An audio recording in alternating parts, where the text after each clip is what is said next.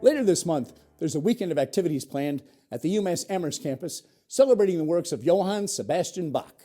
UMass Music and Dance Department Chair Professor Roberta Marvin, Music History Professor Erinn Knyt, and Senior Lecturer in Voice Bill Hite came in to tell us all about it.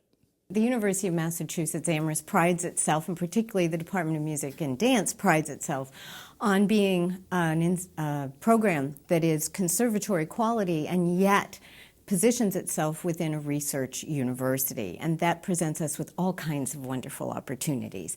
The Bach Festival is exactly one of the kinds of opportunities that we can have in an institution like UMass, because we are going to bring together huge numbers of performers to perform important works by one of the all-time best composers in many people's minds, along with scholarly talks, academic panels, so that we are going to educate people and entertain them, both through having these two different aspects of a festival and symposium. Summed it up well. We'll get back to many of those points as our time allows. Professor Erinn Knyt, let me ask you, I know, Professor of Music History, one of your jobs, you're coordinating a very big symposium on Saturday, April 22nd, Bach in the Age of Modernism, Postmodernism, and Globalization. Wow. How are you going to cover that in less than about 3 weeks? You're a presenter as well at that day-long event.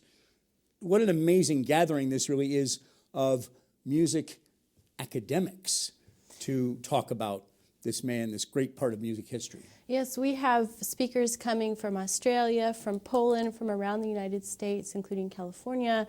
Our keynote speaker, Michael Morrison, just came out with a book, and he has a very interesting talk, Bach Against Modernity. So we're all curious what he's going to say. One thing that I could say is unique about this symposium is that we're focusing on Bach in the 20th and 21st centuries. Although Bach himself never left Germany, his music has spread around the globe and has affected a lot of people. It's permeated pop music, rock music, jazz, classical music. Most people have listened to it, even if they don't know a lot of classical music. And so it's an exploration of how it's permeated culture, how it's permeated society, and how it's spread from Europe to non-Christian cultures and around the globe. Bill Hite. Yes. Senior Lecturer in Voice. You are helping to coordinate, I'm told, many performances. You'll be performing yourself, featured soloist, April 22nd and 23rd, with the Bach Festival Orchestra and Chorus. That's a performance of a Bach Mass, and that's going to be at Grace Church in Amherst. Perfect, beautiful setting for something like that. But what a tremendous amount of activity is going into coordinating all these student, alumni, visiting performers. Yes. Yeah, you hit on a talking point that I wanted to bring up, but you're right. Grace Church is a perfect venue.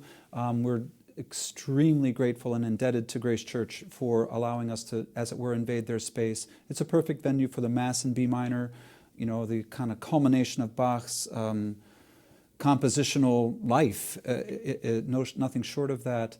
We're so proud that we have about 85 students, current students participating in the festival, another 20 alumni participating in the festival, and then about 15 to 16 faculty members. So the numbers, it's about 125 to 130 current and former UMass people.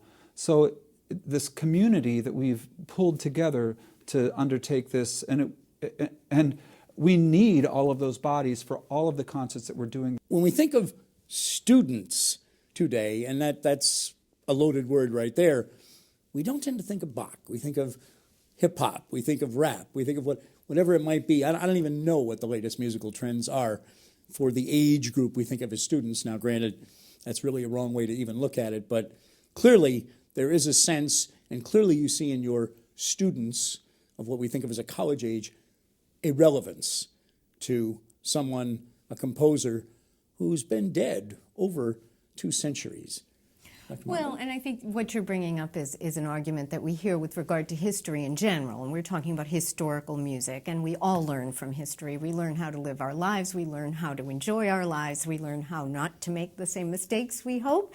And our students, of course, it's like great artworks. We the music is a great artwork, so you'd never do away with the museums that house the Monets and the Rembrandts and the Vermeers of the world. We're certainly not going to do away with the music that's Bach, Beethoven, Brahms, and Verdi, which I must say, since he's my very favorite. Thank you all so much for coming in.